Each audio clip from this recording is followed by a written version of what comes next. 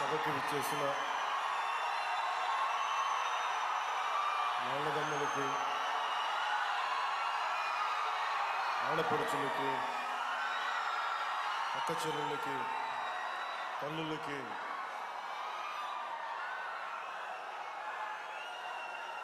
సలసల రక్తంతో మరిగే యువతకి, జీవితానుభవాలతోటి పండిపోయి పొలాలు ఎండిపోతున్న పశువులకి నీరు లేకపోయినా,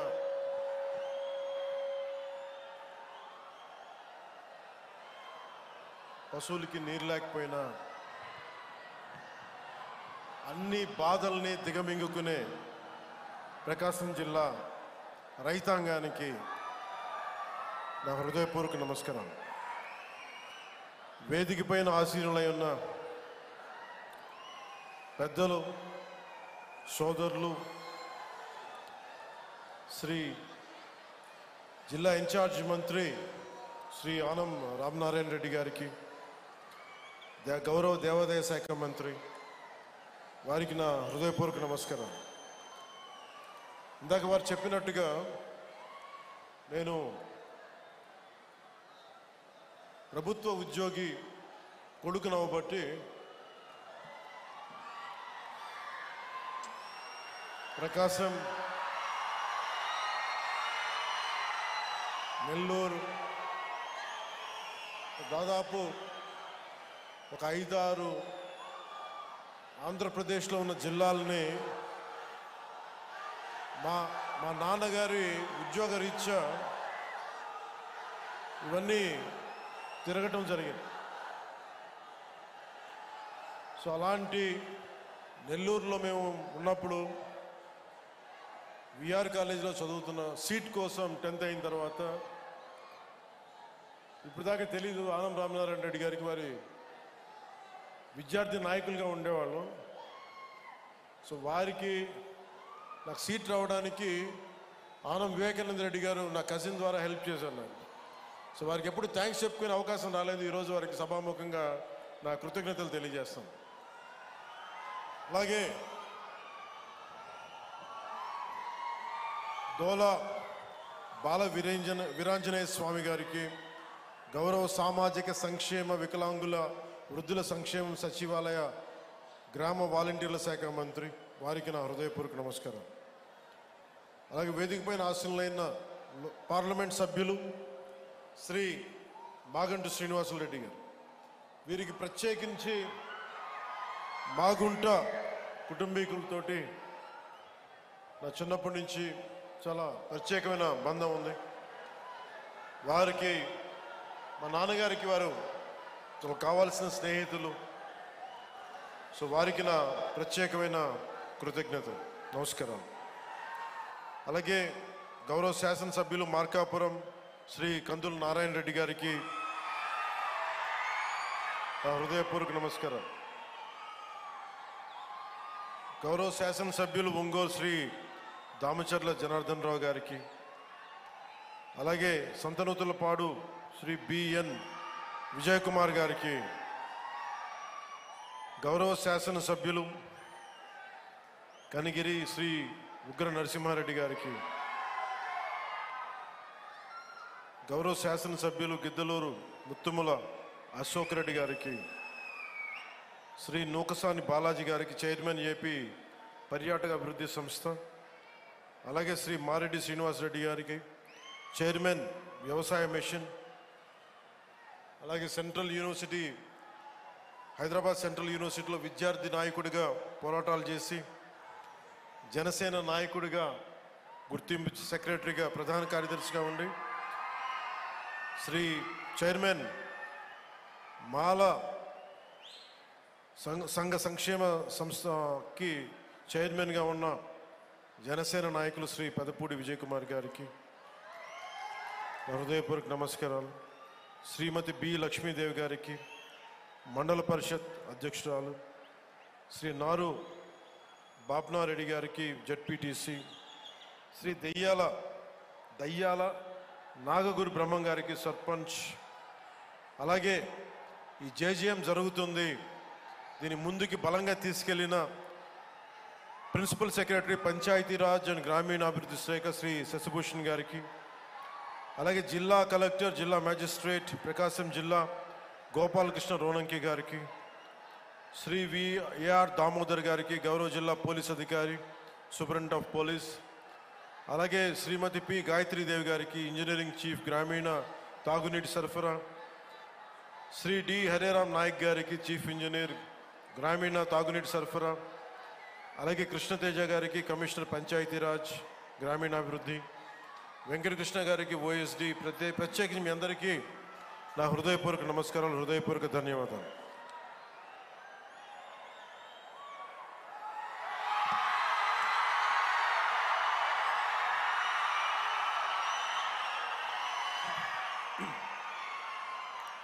నాకు ప్రకాశం జిల్లా అంటే గుర్తుకొచ్చేది ఆంధ్రకేసరి శ్రీ టంగుటూరి ప్రకాశం పంతులు.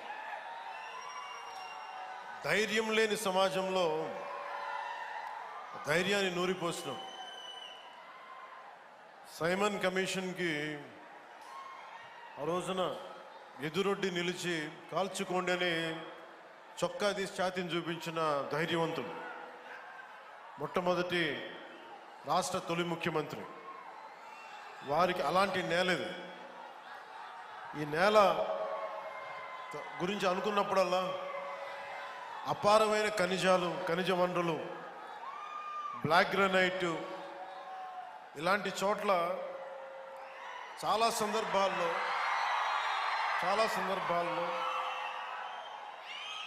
ముఖ్యంగా ఇక్కడున్న యువత, ఈరోజు నేను వచ్చిన సందర్భం జేజేఎం కావచ్చు, కానీ ఇక్కడున్న యువతలో ఉన్న వేదన, కోపం, బాధ, ఆంధ్రప్రదేశ్లోనే మా ప్రకాశం జిల్లా ఇంత నిర్లక్ష్యానికి ఎందుకు గురి కాబడింది, దశాబ్దాలుగా ఉన్న వెలుగొండ ప్రాజెక్టు ఎందుకు చేయలేకపోయారు, పరిశ్రమలు పక్కన పెట్టండి, ఇంత ఉపాధి అవకాశాలు మాకు ఎందుకు కల్పించలేకపోయారు, ఊళ్ళకి ఊళ్ళు ఖాళీ అయిపోతూ ఉన్నాయి, వలసలకి మేము వేరే ప్రాంతాలకు వెళ్ళాల్సి వస్తుంది.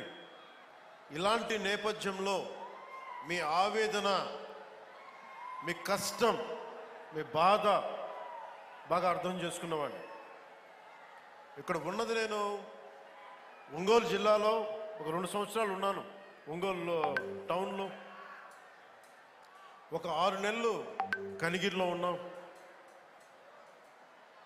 అప్పటి నుంచి ఇప్పటికి కూడా కేవలం నీటి సమస్య, తాగునీటి సమస్య.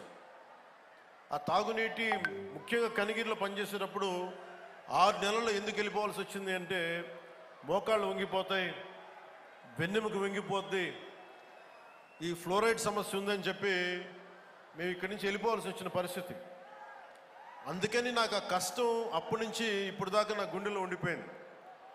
మొట్టమొదటిగా జేజేఎం ఈ మల్టీ విలేజ్ ప్రాజెక్ట్ స్టార్ట్ అవ్వాలి అంటే నా ప్రయారిటీ ముందు మన ప్రకాశం జిల్లాకు కావాలి అని ప్రయారిటీ పెట్టాను.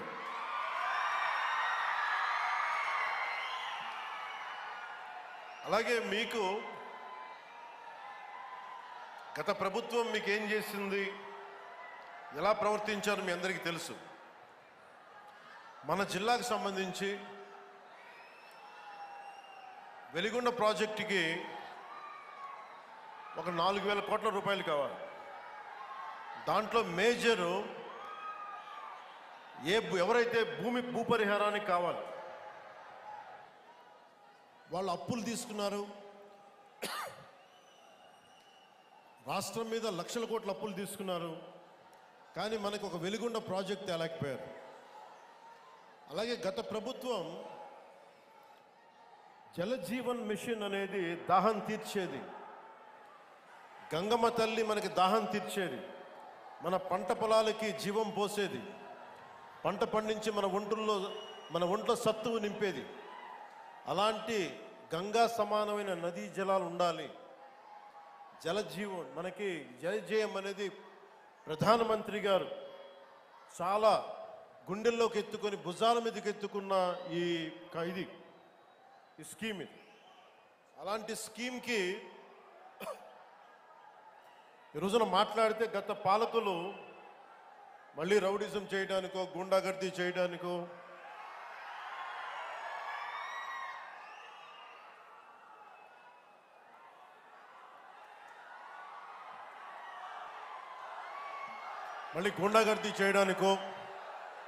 రౌడిజం చేయడానికో అలాంటి భావన మళ్ళీ ఉంది. మీకు తెలుసు కదా, రౌడిజానికి గుండాలకి గుండాగర్దీలకి బయటపడితే మన రాజకీయాలకు వస్తాం. కేసులు పెడతాం, వస్తే 29లో మేము అంతు చూస్తామంటే మీరు రావాలి కదా. మీరు ఎలా వస్తారో మేము చూస్తాం. నాకు వారి మీద, వైసీపీ నాయకుల మీద ఈరోజు చెప్తున్నాను, మొదటి నుంచి చెప్తున్నాను, వ్యక్తిగతంగా నాకు ఎవరి మీద కక్ష ఉండదు. మనస్ఫూర్తిగా నా గుండెల మీద ఆత్మసాక్షిగా చెప్తా, నాకు ఎవరి మీద కోపం ఉండదు. కానీ మీరు సగటు మనిషిలో, ఈ దేశంలో ఉన్న సగటు మనిషికి, సగటు మధ్యతరగతి మనిషికి, సగటు రైతుకి, సగటు యువకుడికి, సగటు యువతకి మీరు కనుక భయభ్రాంతుల్ని క్రియేట్ చేస్తే దాన్ని ఎదుర్కొనే కదా ఇక్కడ దాకా వచ్చాం.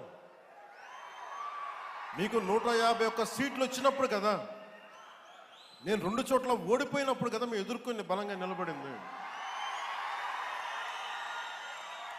అంటే గుండెల్లో ఎంత దమ్ము ఉండాలి, రక్తంలో ఎంత వేడి ఉండాలి మీలాంటి వాళ్ళు తట్టుకోవాలంటే. నాకు తెలిసిన సినిమాల నుంచి వచ్చినవాడిని, సినిమాలో డైలాగులు చెప్పను నేను. కుత్తుకలు కోసేస్తాం, మిడకాయలు కోసేస్తాం అంటే కోయడానికి మేమేమన్నా చొక్కా ఇప్పి చూపిస్తామా?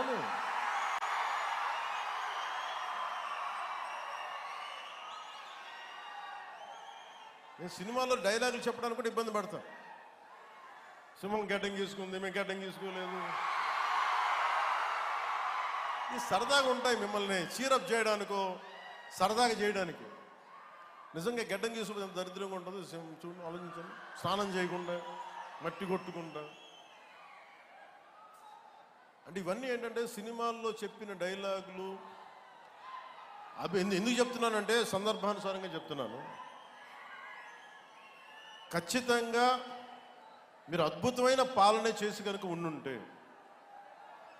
మీరు 11 సీట్లకు వచ్చేవాళ్ళు కాదు. మీరు అంటే ఇది రెలవెంట్ కాబట్టి చెప్తున్నా. ఇది కక్ష తీర్చుకునే ప్రభుత్వం కాదు. ఇది తప్పులు చేస్తే శిక్షించే ప్రభుత్వం ఇది. అలాంటిది అంటే ఇది ఎందుకు చెప్తున్నానంటే మీకు వినండి, మళ్ళీ అరవండి. మీ ఉత్సాహాన్ని కాదండి, మీరు వినండి. అంటే మీరు అరుపులు అరుచుకుంటూ వెళ్ళిపోతున్నారు, వాళ్ళేమో బెదిరిస్తామన్నారు, కోస్తామంటున్నారు. మళ్ళీ మీ ఎర్ర జెండా శక్తి తెలియదు వాళ్ళకి. మీ గుండెల్లో ఉన్న ఆ వేడి రక్తం గురించి తెలియదు వాళ్ళకి. అంటే కడుపు కాలి ఉన్నవాడికి కష్టపడి పనిచేద్దాం అనుకున్నాను, మళ్ళీ తిరిగి కోపం తెప్పించుకోండి. పని చేసుకుని తల ఉంచుకొని పని చేసుకుంటూ వెళ్ళిపోతున్నాం. నిజంగా 11 సీట్లు ఇచ్చిన ఆ పార్టీగా మేము గౌరవిస్తున్నాం.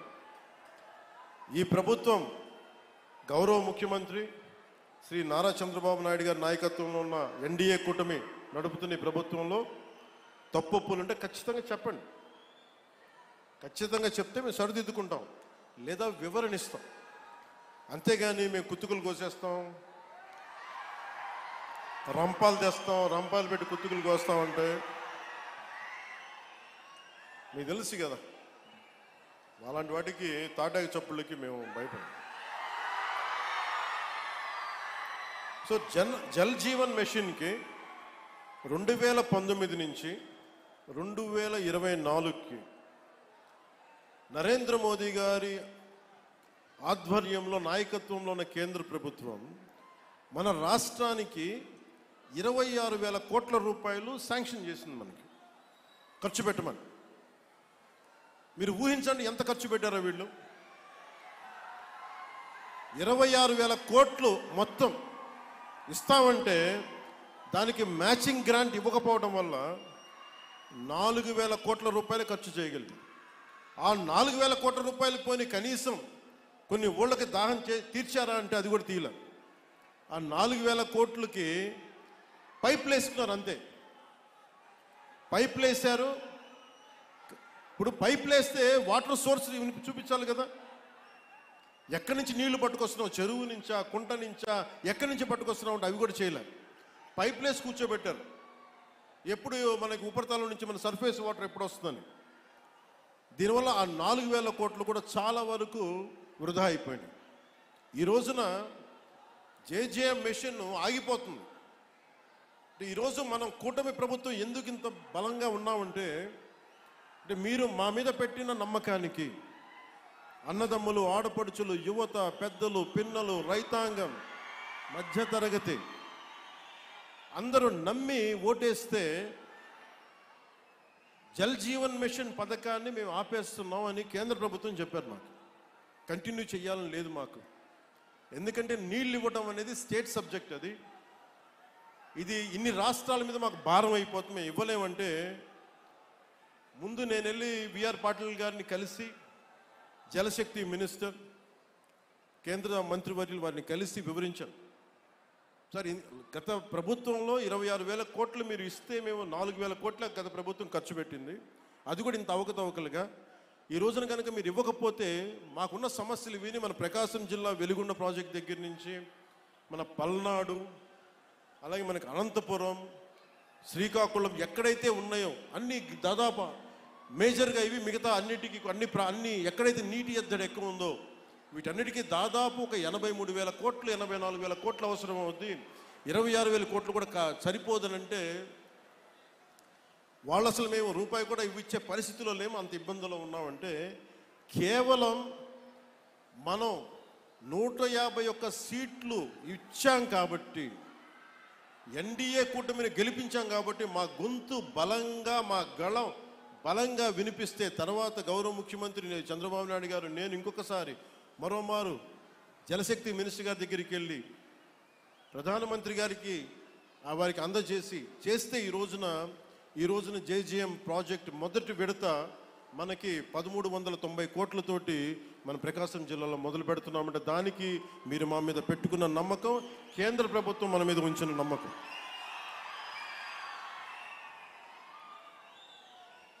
అంటే ఇక్కడ దీనివల్ల నేను ఒక 4 దశాబ్దాల పైనే కనిగిరిలో పెరిగినాడు. 4 దశాబ్దాల క్రితం మొట్టమొదటిసారి స్వాతంత్రం వచ్చాక మన ప్రకాశం జిల్లాలో చేపడుతున్న అతిపెద్ద తాగునీటి సరఫరా పథకం ఈరోజు మనం జల్ జీవన్ మిషన్ ద్వారా చేపడుతున్నాం. 1,290 కోట్లతోటి ప్రకాశం జిల్లాలో 7 నియోజకవర్గాలు, ఎర్రగొండపాలెం, గిద్దలూరు, మార్కాపురం, కనిగిరి, కొండేపి, కందుకూరు, దర్శి అసెంబ్లీ నియోజకవర్గాల పరిధిలో 18 మండలాలు, 578 గ్రామాల్లో ఉన్న దాదాపు 10 లక్షల పైచిలకు జనాభాకు వచ్చే 30 సంవత్సరాల పాటు ఈ పథకం ఫస్ట్ ఫేజ్ ద్వారా తాగునీటిని అందించబోతుంది. దీనికోసం ఒక water treatment plant, 19 సంపులు, 31 over head balancing రిజర్వాయర్లు, 334 ఓవర్ హెడ్ ట్యాంకులు, 5,000 కిలోమీటర్ల మేరకు పైప్ లైన్లు వేసి శ్రీ పూలసుబ్బయ్య వెలిగొండ ప్రాజెక్ట్ నుండి ప్రజలకి, మన ప్రకాశం జిల్లా ప్రజానికానికి నీరు అందజేయబోతున్నాం. గత పాలకులు మీకు చెప్పాను, ప్రజలకు మంచినీరు అందించే కార్యక్రమాలని పూర్తిగా పైకెక్కించారు. అంటే లాస్ట్లో ఇంకా ఓడిపోతున్నామని తెలుసుకునే దశలో అప్పుడు ఒక శిలాఫలకం వేశారు మన ప్రకాశం జిల్లాకు సంబంధించి. నిజంగా వాళ్ళకి త్రికరణ శుద్ధి ఉండుంటే వాళ్ళు ఎప్పుడు చేస్తుండాలి? వచ్చిన మొదటి సంవత్సరంలో చేస్తున్నారు. ఈరోజు వాళ్ళు లక్షల కోట్ల అప్పులు పెడితే అన్ని తట్టుకొని, ముఖ్యంగా మనం ఉండటం వల్ల ఆంధ్రప్రదేశ్ 21 ఎంపీలను గెలిపించడం వల్ల కేంద్ర ప్రభుత్వానికి అది ఒక బలం, ఆక్సిజన్ అయిపోయింది. దానివల్ల మనకి ఈరోజు డబ్బులు వస్తూ ఉన్నాయి. దానికి కారణం మీరు మమ్మల్ని నమ్మి నారా చంద్రబాబు నాయుడు గారి నాయకత్వంలో నమ్మిన కూటమిని గెలిపించినందుకు దానికి నిదర్శనం ఈ రోజున మన ప్రాజెక్ట్ స్టార్ట్ అవటం. గత ప్రభుత్వం 5 సంవత్సరాల ఎలాంటి మంచినీటి పథకం మొదలుపెట్టలేదు. చివరి సంవత్సరం ఇందాక చెప్పినట్టుగా ఎలక్షన్కి ముందు శిలాఫలకాలు వేసి పరిమితమయ్యారు. ఈరోజు వచ్చి వాళ్ళు రోడ్ల మీదకి వచ్చి మేము కుత్తుకులు కోస్తాం ఇవన్నీ చేస్తాం అంటే ప్రజలకు అర్థం కాదా? మనకు అర్థం కాదు. కానీ మన కూటమి ప్రభుత్వం ఏర్పడ్డాక చాలా ప్రణాళికాబద్ధంగా జలజీవన్ మిషన్ ప్రాజెక్ట్ని ముందుకు తీసుకెళ్తుంది. అందులో భాగంగా నేను ఒకటే చెప్పాను, శిలాఫలకాలు వేస్తారు అందరూ, ఎప్పుడు ఫినిష్ చేద్దామంటే అధికార యంత్రాంగం, ఉన్నతాధికార యంత్రాంగం కానీ కాంట్రాక్టర్స్ కానీ అందరూ ఒకటే ఇచ్చారు, సకాలంలో కనుక మన నిధులు కనుక వచ్చేస్తే 18 నెలల నుంచి 20 నెలల్లో ఈ ప్రాజెక్ట్ని పూర్తి చేస్తాం. ఇది నేను ప్రత్యేకించి నేను ఈ పథకాన్ని నేను పర్యవేక్షిస్తాను.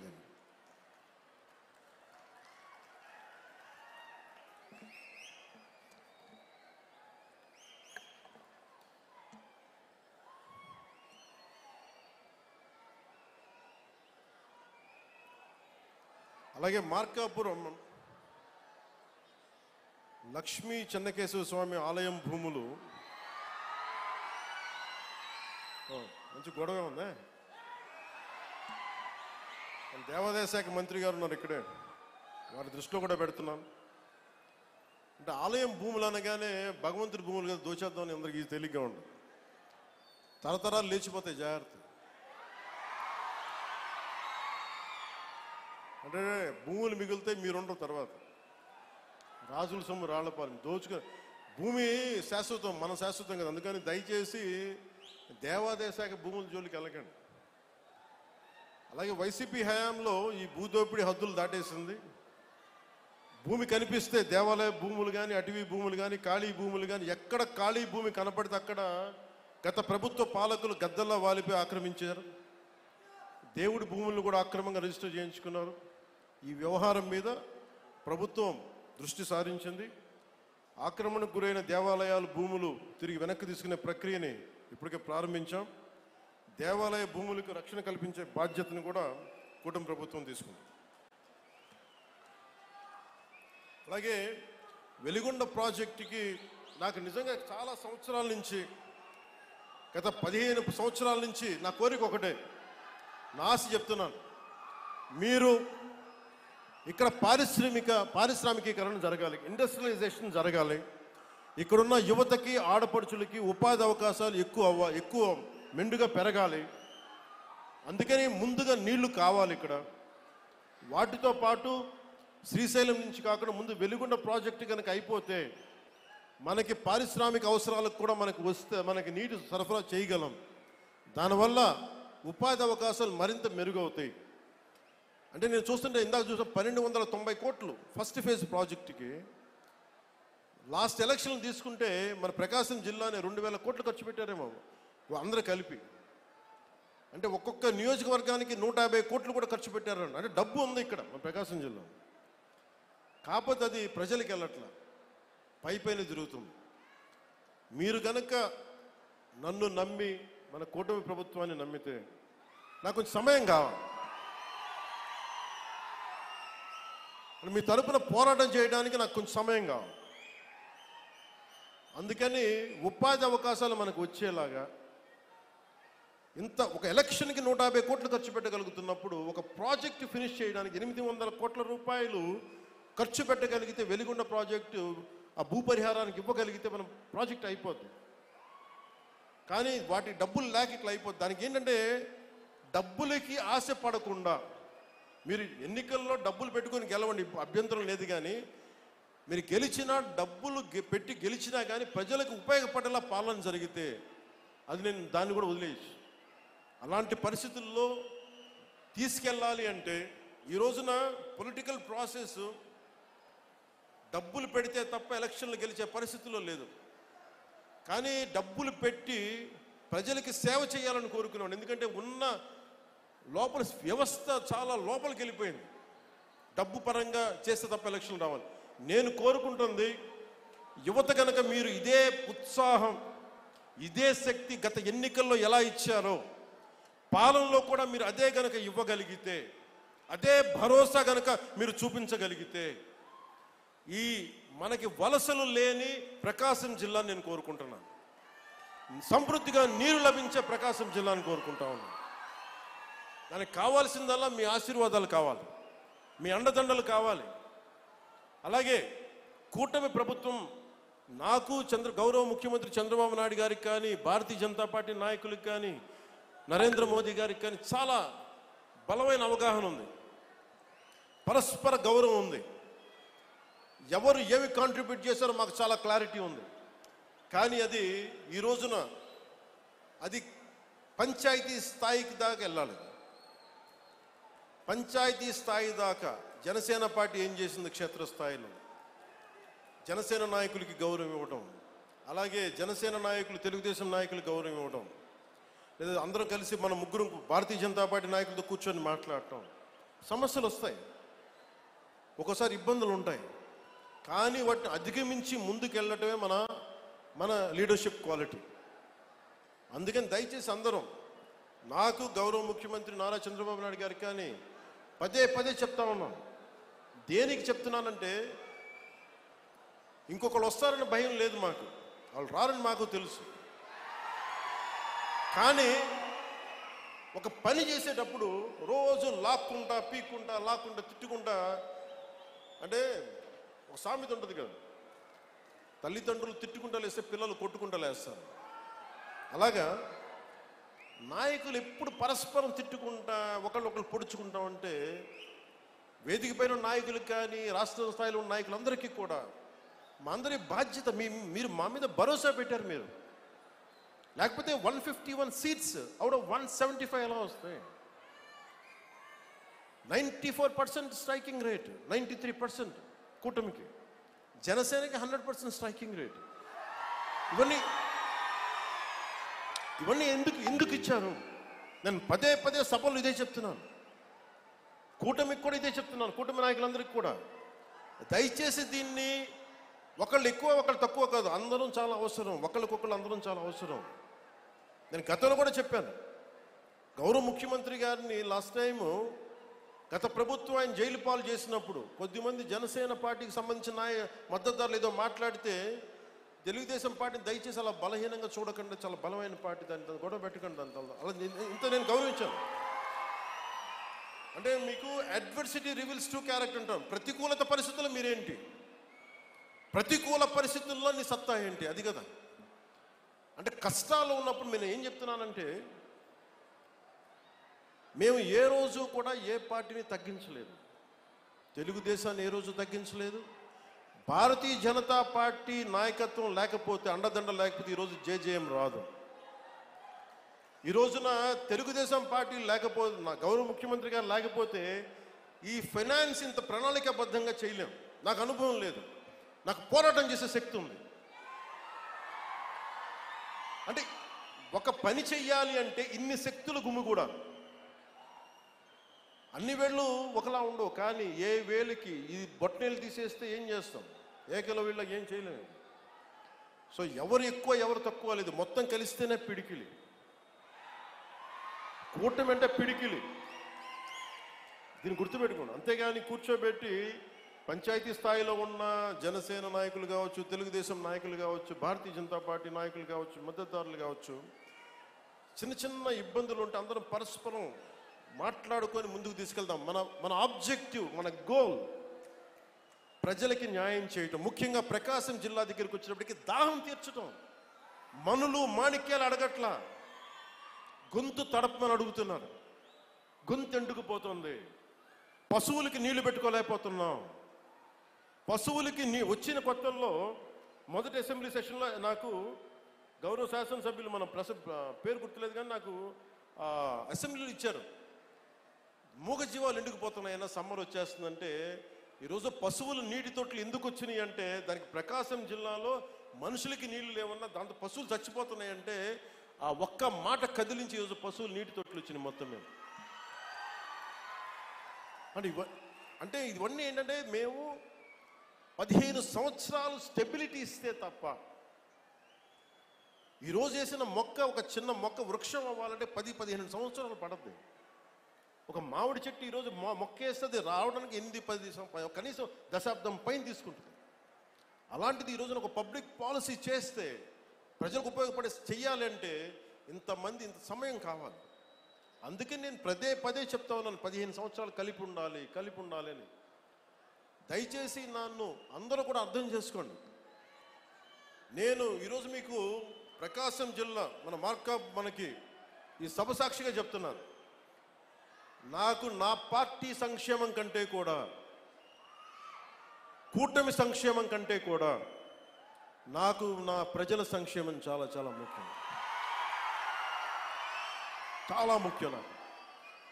ఎందుకంటే మాకు అధికారం ఇచ్చింది, మీరు కష్టపడమని ఇచ్చారు, మాకు అధికారం, మీకు నిలబడమని ఇచ్చారు, సమస్యలకి పరిష్కారాలు ఎతకమని ఇచ్చారు, కొట్టుకోమని మీరు ఇవ్వలేదు. ప్రతి ఒక్కరూ మేము తెలుసుకోవాలని. అందుకని బయట అధికారం నుంచి వెళ్ళిపోయిన గత ప్రభుత్వ పాలకులు రెచ్చగొట్టాలని చూస్తారు, వాటికి రెచ్చిపోకండి. యువత కూడా దయచేసి ఇదే విన్నవించుకుంటూ, మాకు ఈ అవకాశాన్ని ఇచ్చిన గౌరవ ప్రధానమంత్రి గారికి ప్రత్యేకించి my heartfelt thanks to Honorable PM Sri Narendra Modi ji, Honorable Union Minister for Jal Shakti Sri C.R. Patil ji, and my heartfelt thanks to Honorable Chief Minister Sri Nara Chandrababu Naidu garu. I'm grateful to you all. Sir, మాకు గొంతులు ఎండుకుపోతున్న మాకు కనీసం కనుచూపు మేరలో మాకు దాహం తీర్చే అవకాశం ఉందనేది మొట్టమొదటిసారిగా మాకు స్వాతంత్రం వచ్చిన తర్వాత చిన్న ఆశ కల్పించినందుకు, ఒక హోప్ ఇచ్చినందుకు ప్రతి ఒక్కరికి పేరు పేరున ధన్యవాదాలు తెలుపుకుంటూ, జిల్లా యంత్రాంగానికి, ఎస్పీ గారికి, కలెక్టర్ గారికి, ఉన్నతాధికారులందరికీ, ఇక్కడ సెక్యూరిటీ చేస్తున్న ప్రతి ఒక్క పోలీస్ కానిస్టేబుల్స్కి, పోలీస్ అధికారులకి, ప్రతి ఒక్కరికి నా హృదయపూర్వక ధన్యవాదాలు తెలుపుకుంటూ,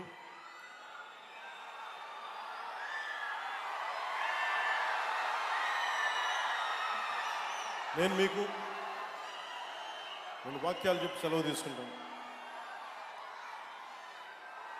నాకు నా కుటుంబం కంటే కూడా మీ క్షేమం నాకు చాలా ముఖ్యం. ఈ రాష్ట్ర క్షేమం చాలా ముఖ్యం. ఈ దేశ క్షేమం నాకు చాలా ముఖ్యం. సో మీకోసం ఎల్లప్పుడూ పనిచేస్తాను. కష్టం ఉంటే సాధ్యమైనంత వరకు నా చేతిలో ఉంటే ఖచ్చితంగా తీర్చేస్తాను. కొన్నిసార్లు నిధుల లేమి వల్ల, నిధులు సరైన సకాలంలో రాకపోవడం వల్ల డిలే అవ్వచ్చేమో, కానీ చేయడం అడుగు పక్క. సో మీ అందరికీ మరోమారు ధన్యవాదాలు తెలుపుకుంటూ, అంటే ఉదాహరణకి బాలినేని శ్రీనివాస్ గారు ఉన్నారు వేదిక పైన. బాలినేని శ్రీనివాస్ గారు కూడా గతంలో వైసీపీలో చేశారు. అంటే నేను ఎప్పుడు కూడా వ్యక్తిగతంగా ఏ వ్యక్తితో నాకు గొడవలు ఉండవు, నాకు గత ముఖ్యమంత్రితో సహా. కాకపోతే మీరు ప్రజలకి ఇబ్బంది కలిగిస్తే మటుకు అట్లాంటి సమయంలో కూడా బాలినేని గారు నాకు చాలా ఎప్పుడు అండగా నిలబడేవాడు. అంటే చాలా బలంగా మాట్లాడగలిగే వ్యక్తి, ఒక సమస్య పైన అవగాహన ఉన్న వ్యక్తి, అలాగే రాజకీయాన్ని సరిగ్గా ఎలా చేయాలో తెలిసిన వ్యక్తి, కక్ష సాధింపులకు వెళ్లకుండా ఇచ్చిపుచ్చుకునే ధోరణి ఉన్న వ్యక్తి. కాబట్టి వారిని ఈ రోజున జనసేన పార్టీలోకి ఆహ్వానించి మనస్ఫూర్తిగా వారికి కూడా నేను సభాముఖంగా తెలియజేస్తా ఉన్నాను.